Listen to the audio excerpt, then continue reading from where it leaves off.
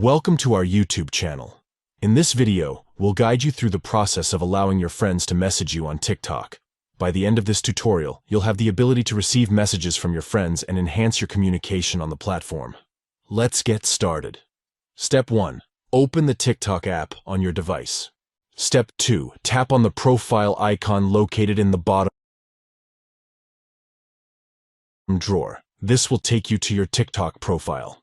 Step 3. In the top right corner, you'll see 3 stacked lines. Tap on those lines to access the TikTok menu. Step 4. From the menu, select Settings and Privacy. Step 5. Within the Settings and Privacy section, tap on Privacy. Step 6. Scroll down until you find the Interactions category and tap on Messaging. Step 7.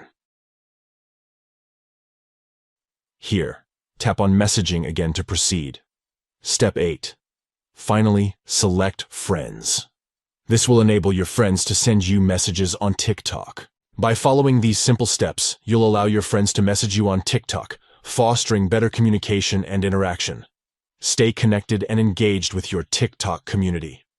Thank you for watching, and enjoy the seamless messaging experience with your friends on TikTok.